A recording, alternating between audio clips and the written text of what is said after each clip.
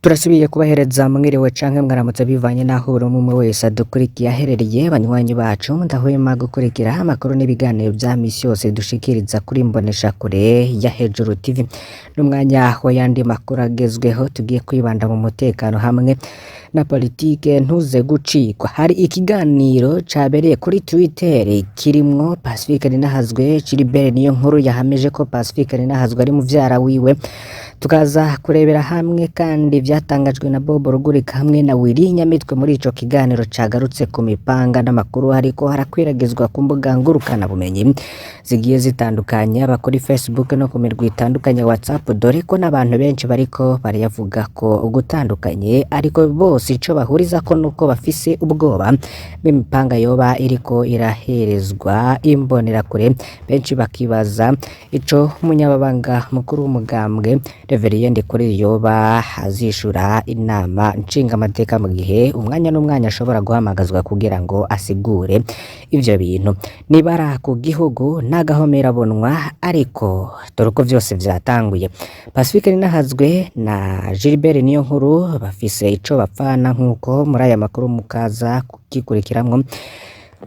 Gilbert Niyonkuru rero ni wa wundi haremesha ibiganiro bitandukanye Pacifique Ninahazwe ari umutumire, ariko Bob Rugurika hamwe na Willy Nyamitwe nabo bakaba bateranya amajambo akomeye cane nyuma y'inkuru y'ejo twanabagejeje ko ya Bob Rugurika yaba yarateranye amajambo ni wahoze ari mustanteri wa Mukaza Renovasi Ndayihebura.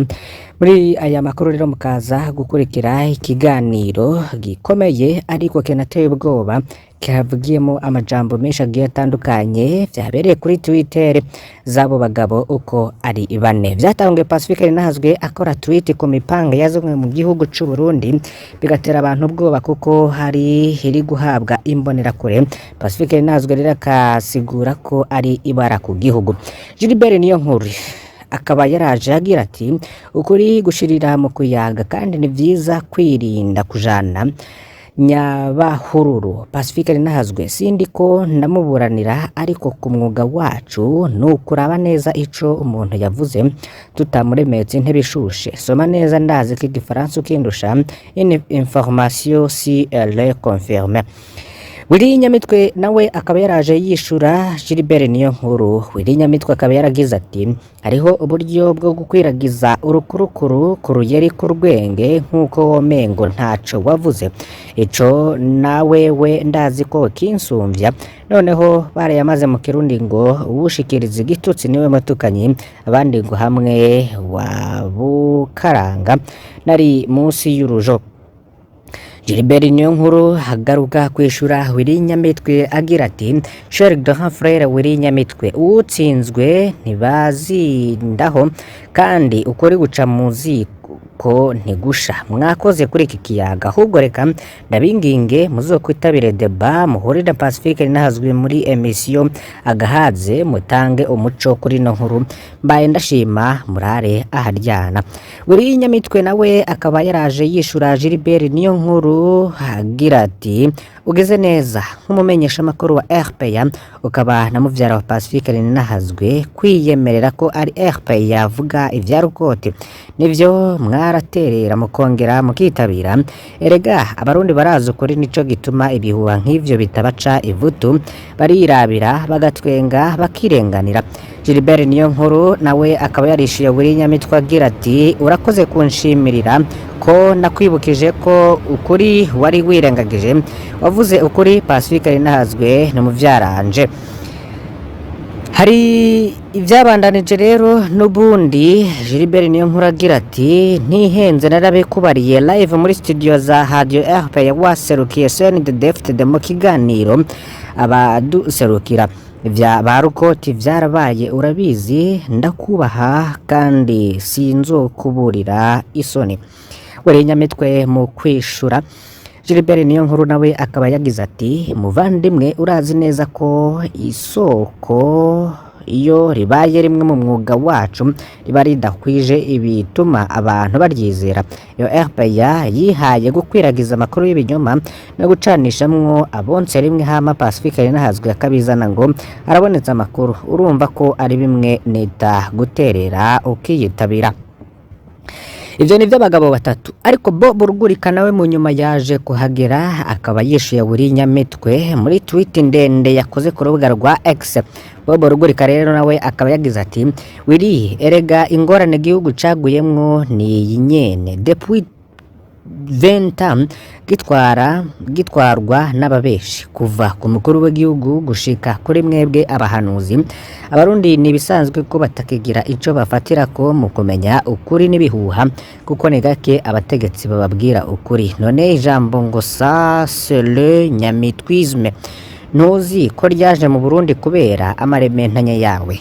Ico gihe Bob Rugurika ariko yishura kuri Willy Nyamitwe. Bob Rugurika akaba yabandanije nyinshi wagira ati ukuri mu kwita ikinyoma mukacita ukuri, jewe vyombera vyiza umbwiye abarundi aho RPA yigeze kubesha jamais, niyo twihenze ku kantu gato turakosora tukabisabira imbabazi. Umusi RPA ivuga ko nyakwigendera nkuru nziza yasezeye isi ntiwari bwamenye ko Vari yamusinzirije waje utazambaye ngo turasaze ngo twataye umutwe. Mu masaha abiri yakurikiye leta yaciye isohora itangazo ko perezida umutima wahagaze pe soname. Ejo bundi rero ngo twaratanze amakuru y'ingene yagandaguwe n'isomo yahawe n'abaserinde DFTD. Urigera wumva wabibeshuje? Neva yaciye yihutira kurondera ngo uwo misomo nanje, niko Bob Rugurika yoba yashikirize ngo mugome kw'isi n'ivyo vy'imipanga tuzobisambura ntavyo muzoshikako, niko Bob Rugurika yoba yatangaje. Uko niko kwabaye guterana amajambo hagati y'abo bagabo bashika kuri bane. Pacifique Nahazwe, Willy Nyamitwe, Gilbert Niyonkuru mwumvise muko ari muvyara wa Pacifique Nahazwe akaba ari n'umumenyesha makuru wa RPA hamwe n'umuyobozi wa RPA ariwe Bob Rugurika, avuga ko ibintu vyose ngo babitangaza bakavyita ibinyoma ariko mu nyuma ngo bikaba ntihagire ubusubira kugira ico abishikirije ko. Ese ibi vy'imihoro canke imipanga biraza guherera he? Ni inkuru iteye ubwoba abantu benshi bagiye batandukanye, tukazona yigarukako. Tubabwira ko Pierre Claver Ndayicariye arongoye umurwi ujejwe kumenya kuri no kunywanisha CVR avuga ko mwihonyabwoko ryabaye mu mwaka w'igihumbi kimwe n'amajana 1972 gushika 1973 basanze abakenyezi n'abigeme barahotewe bikomeye. Kubw'ivyo rero bagiye kuja itegeko riho ububasha mu rwi CVR wo gutatura amatati y'amatongo n'andi matungo vyahora bikorwa no mu rwi CNTB kugira batunganirize barenganijwe. Pierre Claver Ndayicariye akaba humuriza banyazwe ivyabo mu rwimo w'igihumbi kimwe n'amajana 1972 cane abigeme n'abakenyezi ko bagiye kubishumbushwa nyuma y'uko iryo tegeko rigiyeho. Ibi rero akaba yarabivuze ku wa kane mu kiganiro yamesheje mu gisagara ca Bujumbura. Pierre Claver Ndayicariye akaba yaramenyesheje ico kiganiro yavuze ko mu ntumbero yo kwitegurira yambona kazoza ya 2040 shika muri 2060 mu rwi CVR ubona ko idashoboka. Bakenyezi rero basizwe inyuma arico gituma umurwi CVR batunganije ico kiganiro mu ntumbero yo gutanga umuco kuvyerekeyeho nyabwoko ry'igihumbi kimwe n'amajana 1972 aho abakenyezi n'abigeme nabo bakorerewe amahano akomeye. Urongoye umurwi CVR akaba yaramenyesheje ko basanze abakenyezi n'abigeme barahohotewe bikomeye. Yaragize ati twatunganije kino kiganiro kugira dutanga umuco w'ihonyabwoko ryabaye mu mwaka w'igihumbi kimwe n'amajana 1972 aho dusanga abakenyezi n'abigeme nabo barakorewe amabi menshi barahohoterwa, bamwe barafashwe ku nguvu n'abicanyi bahejeje kwica abagabo babo. Ivyo rero ivyo bari batunze bikaba vyarasahuwe bisigura gushika uyu munsi abakenyezi rero barahote bafise agahinda n'ibikomere mu mitima. Pierre Claver Ndayicariye akaba yararangije ikiganiro amenyesha ko CVR yagiye guhabwa ububasha bwo gutatura amatati y'amatungo n'ayandi matungo y'igihugu aho abo bakenyezi n'abigeme barenganijwe bazoheza bagashumbushwa. Mu rwi CVR nayo ho ushimikira ku bwicanyi bwabaye mu mwaka w'igihumbi kimwe n'amajana icenda mirongo indwi na kabiri gusa Abarundi bapfuye mu mwaka w'igihumbi kimwe n'amajana icenda mirongo icenda na gatatu nabo ngo barakeneye kurenganurwa. Batibagiye ko no mu mwaka wa 2015 Abarundi benshi sinzi nabo bishwe, hakaba hakwiye n'amatoza yimbitse kugira abagiye bakora ubwo bwicanyi abenegihugu b'inzirakarengane nabo bafatwe bakubitwe intahe mu gahanga. Mu ntara ya Kirundo hari wa mugabo yagandagura umukenyezi we muri komine Vumbi, sentare ikaba yamuciriye urubanza.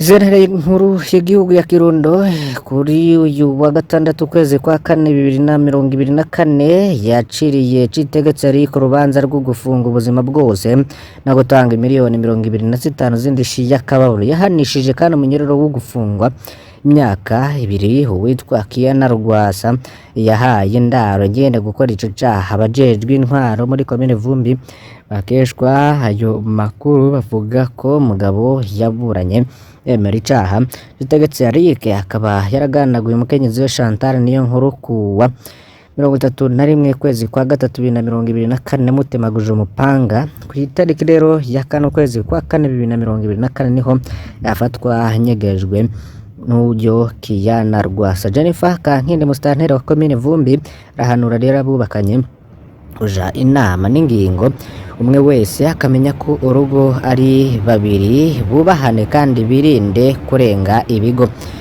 Mu ntara ya Bubanza imbonerakure yaciriwe gufungwa imyaka 10 yagerezwa gusambanya umwana akiri muto cane. Sentare nkuru y'intara ya Bubanza mu burengero bw'u Burundi yarahanishije Bienveni irakoze igihano cyo gufungwa imyaka 10 no gutanga indishi y'akababaro y'imiliyoni 2 z'amarundi kuko yasambanije ku nguvu umwana w'umwigeme imyaka 12 wakoze ubwo busambanyi.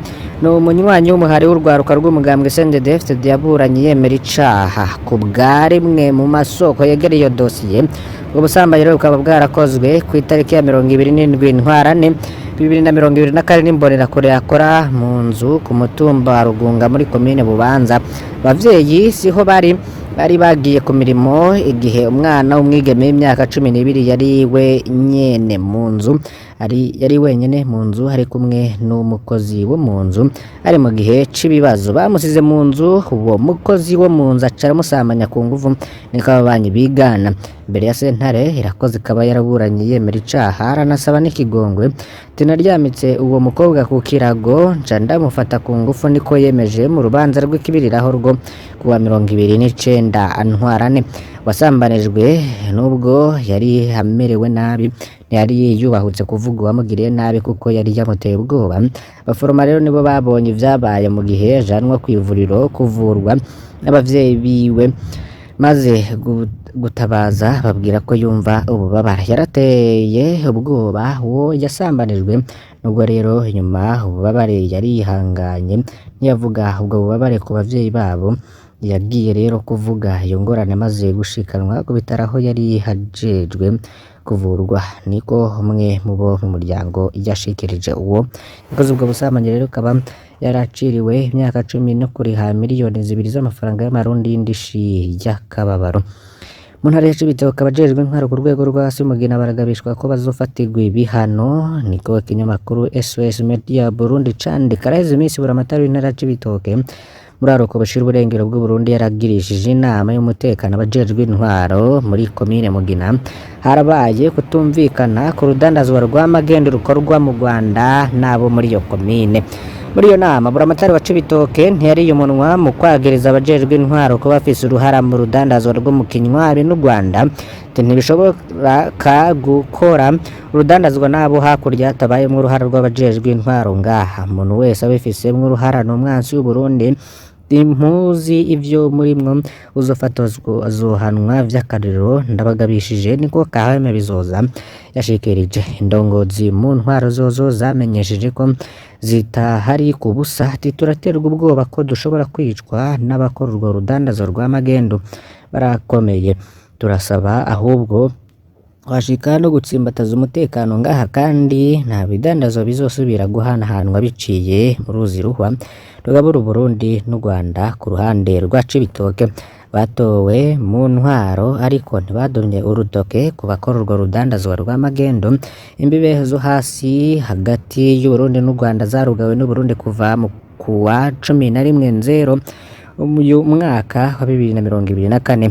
Ubutegetsi bwa Gitega rero kuba bwagiriza ubwa Kigali guhiga indaro no gushigikira umugwi w'abagwanyi Red Tabara wagize ibitero vyinshi ku butaka bw'u Burundi muri aya mezi 3. Ivyo Rwanda rero rwaba rwarahakanye. Banywanyi ba Hojuru TV turabakengurukiye cyane ko mudahwema gukurikira imbonesha kure.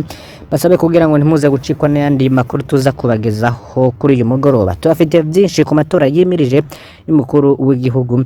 Ivyo byose turiko turabitegura ko iyi nkuru ntuze gucikwa niyo iza gukurikira iyi mwumvirije muri uyu mwanya. Fyona ku subscribe canke sabone nikoreshe TB y'Igifaransa. Ifyonze ko curonka amakuru n'ibiganiro vyacu uri mu bambere. Uze gucikwa rero n'ibindi byinshi bivugwa cyane mu bisata bitandukanye irya nino mu gihugu c'u Burundi. Imana iguhezagire wowe wari uriko uratwumviriza.